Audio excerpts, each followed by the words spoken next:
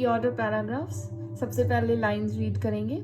पहली, active listening क्या है? Active listening involves giving full attention to the speaker, asking clarifying questions and providing feedback. Means active listening के बारे में बताया हुआ है कि एक्टिव लिसनिंग होती क्या है। उसके बाद कम्युनिकेशन स्किल है जौन सी, वो असेंशियल होती है, जरूरी होती है पर्सनल और प्रोफेशनल दोनों रिलेशनशिप्स में। Then number third, one of the key components of effective communication is active listening. ठीक है, इफेक्टिव कम्युनिकेशन का एक इम्पॉर्टेंट कंपोनेंट है active listening. Next, it is a skill that requires practice and patience to develop. ये एक ऐसी skill है जो कि प्रैक्टिस और पेशेंस मांगती है डेवलप करने के लिए, राइट। तो अब क्या है, ये थोड़ा सा ट्रिकी है। वाई? क्योंकि यहाँ पर एक्टिव लिसनिंग इधर आया हुआ है, एक्टिव लिसनिंग यहाँ पर आया हुआ है, ए ऑप्शन में एंड सी ऑप्शन में, दोनों ऑप्शंस में एक्टिव लिसनिंग है। फिर अगर इफेक्टिव कम्युनिकेशन की बात करो तो वो भी दो जगह पर है, बी एंड सी। बी में आया हुआ है और सी में आया हुआ है। तो अब हमें सोचना पड़ेगा, इसको समझना पड़ेगा। सिर्फ हमने वर्ड्स को देखकर ही कनेक्ट नहीं कर देना फटाफट।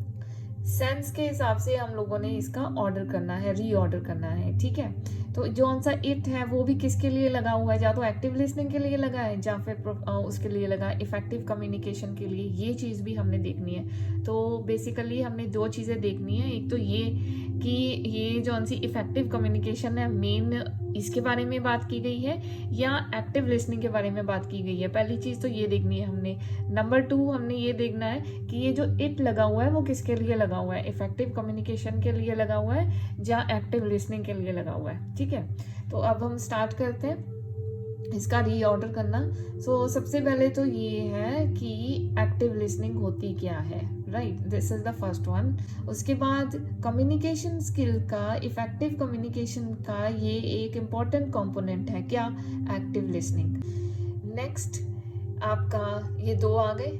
अभी आपने उसके बारे में बात की इफेक्टिव कम्युनिकेशन के बारे में कि इफेक्टिव कम्युनिकेशन का एक इम्पॉर्टेंट कंपोनेंट है एक्टिव लिसनिंग। ठीक है, तो उसी के साथ इफेक्टिव कम्युनिकेशन को फिर हम लेकर जाएंगे कि इफेक्टिव कम्युनिकेशन है जो सी वो दोनों में इम्पॉर्टेंट है, पर्सनल और प्रोफेशनल में, राइट।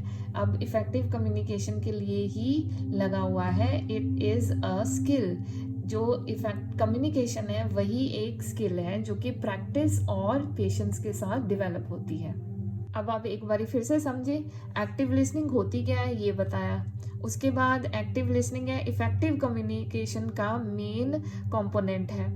इफेक्टिव कम्युनिकेशन है जौन सी वो दोनों में इम्पॉर्टेंट है, physical, personal and professional relationships में।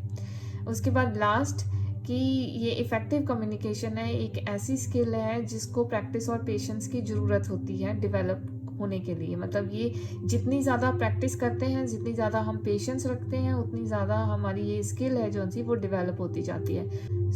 मेन जो आपका टॉपिक है वो है इफेक्टिव कम्युनिकेशन। इफेक्टिव कम्युनिकेशन के बारे में है आपकी ये तीनों points, C, B and D. ये तीनों पॉइंट्स आपके इफेक्टिव कम्युनिकेशन को दर्शाते हैं, के बारे में बताते हैं। और उससे पहले आपका एक्टिव लिसनिंग है, एक्टिव लिसनिंग होती क्या है, और एक्टिव लिसनिंग फिर किसका पार्ट है, इफेक्टिव कम्युनिकेशन का इम्पॉर्टेंट पार्ट है। आंसर आपके सामने है A, C, B, D, all correct, 3 out of 3।